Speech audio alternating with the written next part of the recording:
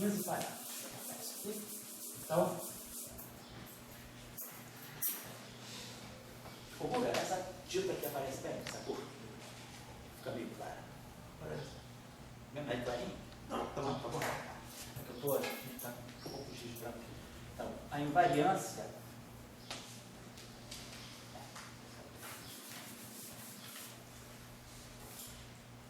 grupo, vamos colocar assim,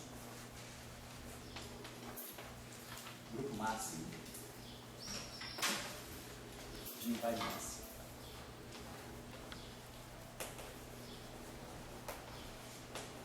do cône de luz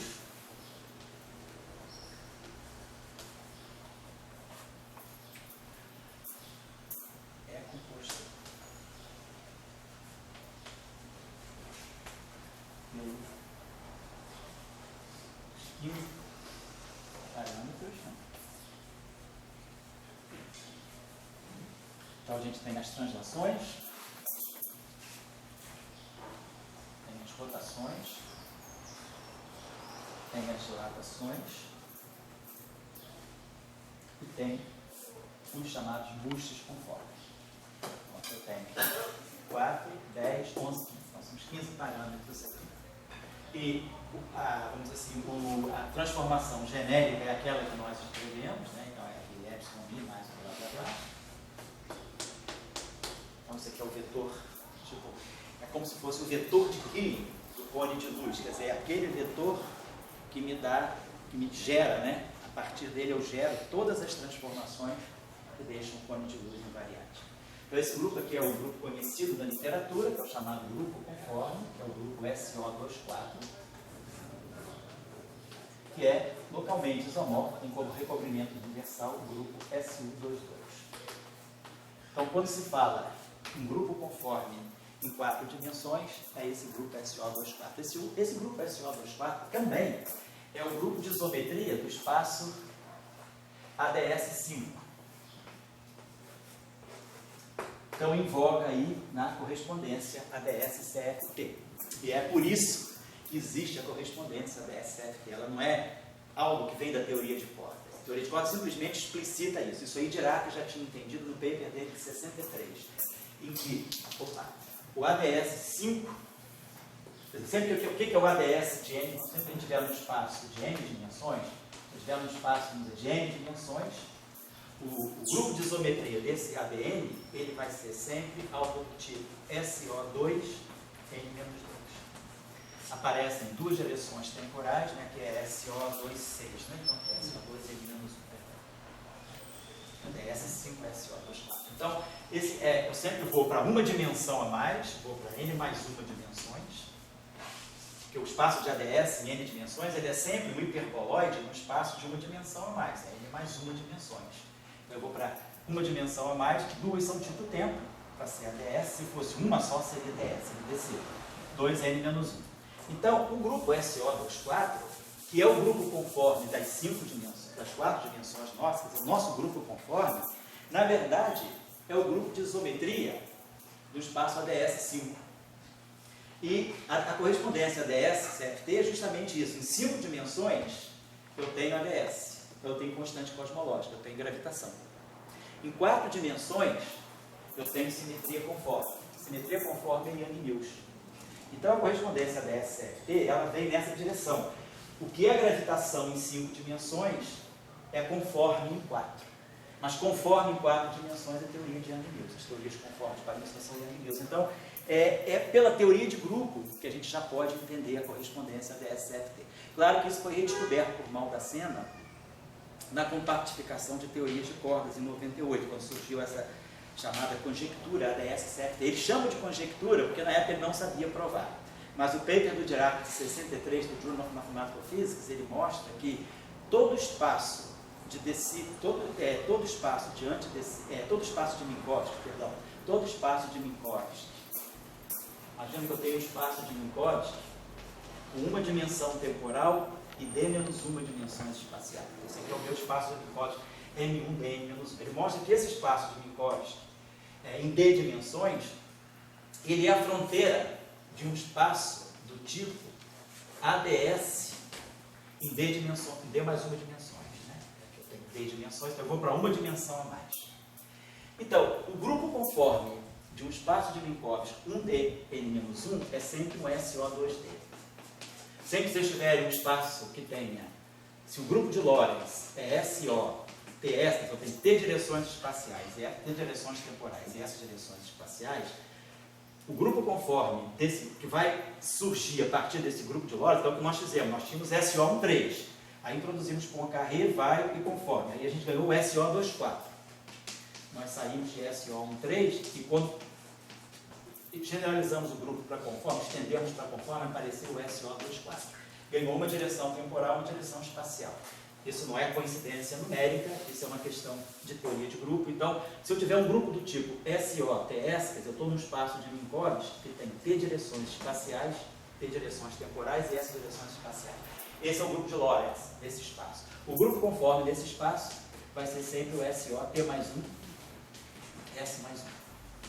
Então, se eu estou no espaço de Minkowski que tem uma direção temporal e D menos 1 direções espaciais, o meu grupo de Lorentz dele, naturalmente, é o SO 1D menos 1. Esse é o grupo de Lorentz. Vai fazer transformações entre o tempo e os D menos 1 espaço. O grupo conforme que sai dele vai ter duas direções, uma direção temporal a mais e uma direção espacial a mais. É o SO2D. Então, esse é o grupo conforme. Nesse espaço de Minkowski. E aí, todo o espaço de Minkowski, com essas características, uma direção temporal e D menos uma direções espaciais, ele é uma superfície, uma hipersuperfície que delimita um espaço de anti-de Sitter D mais 1 dimensional. Agora, só que esse espaço de anti-de Sitter D mais 1 dimensional, o grupo de isometria dele é o SO, eu boto duas direções temporais, D menos 1. De tal maneira que a dimensão no final do dia é D mais 1. Então isso aqui é como se fosse o grupo de Lorentz, é o grupo de isometria, não é o grupo conforme, é o grupo de Lorentz desse ADS. Então, o que é o grupo de Lorentz de ADS, que é esse cara aqui, então ele vai ter no final D mais uma dimensão. Então o que nós estamos vendo, para nós, o que está acontecendo é isso. O nosso SO24, ele é o grupo conforme de Minkowski, quer dizer, ele é conforme de Minkowski, né? Desse Minkowski aqui, o nosso Minkowski, SO3. E ele é o grupo de isometria de ADS. Então, existe essa relação. O que é isometria, esse grupo ele faz essa ligação. Ele é conforme para Minkowski, mas ele é ADS, ele é isometria de ADS5. Isso aqui é um espaço com constante cosmológica, portanto, isso é um espaço que tem gravitação. E aqui eu tenho uma simetria conforme, que é uma simetria na superfície delimitante, numa das superfícies assintóticas desse ADS5. Então, o que aqui é gravitação, aqui é gauge. Então, é por isso que tem essa correspondência gauge-gravidade.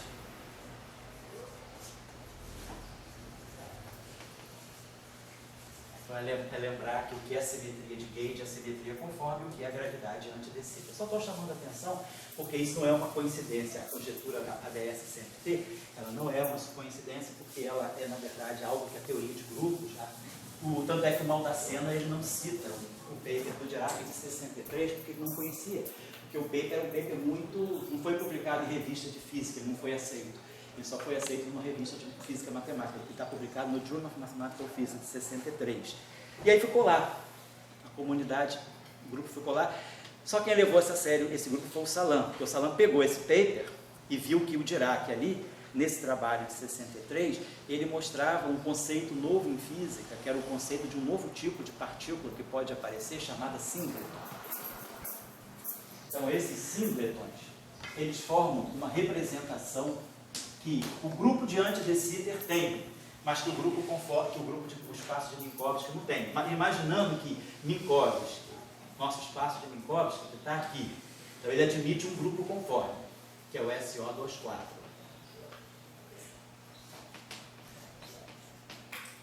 E ele é uma fronteira de ADS5, que aí tem como isometria SO24.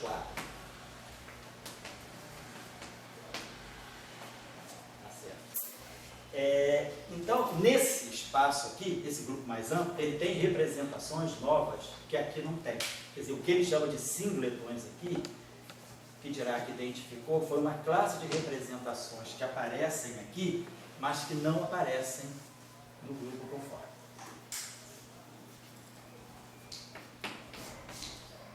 E aí, o Salam pega e interpreta. E o Dirac mostra que esses singletons, eles podem compor as partículas, tipo elétron, então elétron composto, quark composto. Esses singletons fazem o papel dos préons. E aí, no trabalho de 74, de Salam e Paty, eles introduzem a ideia de uma teoria SU4 para trabalhar a composição dos leptons e dos quarks a partir dos singletons. Hoje, na literatura, os singletons são chamados de Dis e Diracs, né? Tem as partículas Di e a partícula Arac, até porque é interessante observar que, apesar de não ter supersimetria nenhuma, essa representação de singletons do grupo conforme, ela tem dois singletons, um bosônico e um fermiônico. Então, o que é um único singleton, do ponto de vista do ADS5, do ponto de vista do espaço de Minkowski, eu tenho um singleton bosônico e um singleton fermiônico. E não tem nenhuma estrutura de supersimetria aqui. É o espaço-tempo que está ditando isso. Depois nós vamos ver isso, nós vamos ver na supergravidade. Quer dizer, por quê? Porque a ADS5 é a gravidade. Então, na verdade, toda a teoria de supergravidade, ela está ligada a um ADS, ela nunca está ligada a um de Sitter. Então, na verdade, todo espaço de anti-de Sitter, ele tem incorporado em sua estrutura uma supergravidade. Então, isso já fica, apesar de não sempre se cogitar a ideia de supersimetria nesse período aí, né, do 63, do período do Dirac, sabia-se que pode ser que haja duas representações bosônicas, uma fermiônica e uma bosônica nesse espaço. Mas qual é a conexão disso com o espaço de 4 dimensões? Ninguém sabia. Então, o Salam, pela primeira vez, ele tentou, naquela maneira dele, assim, meio chutador, ele adorava chutar, e às vezes dava certo, às vezes não dava. Ele falou, bom, vamos pegar esses singletons aí do professor Dirac e vamos ver se a gente consegue fazer um modelo composto, de elétrons compostos, de quarks compostos, a partir desses singletons, que ele chamou de préons, né? Nesse trabalho dele com Paty, ele chama de préons. Mas baseado nessa ideia de que os préons seriam objetos confinados no espaço de Minkowski. Eles não aparecem no espaço de Minkowski, eles são confinados. São confinados ao interior, por exemplo, dos leptons e dos quarks. Então, mais ou menos, eu estou chamando a atenção disso, porque se alguém for ler alguma coisa sobre a conexão ADS-CFT, ela já está aqui.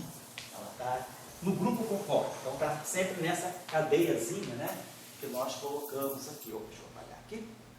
Então, se nós temos um espaço de Minkowski de D dimensões, uma dimensão temporal e D menos uma dimensões espaciais, né, nós temos o nosso grupo de Lorentz, que são as isometrias. Então, eu vou fazer os campos, as partículas, elas são definidas em relação como representações irredutíveis desse grupo aqui.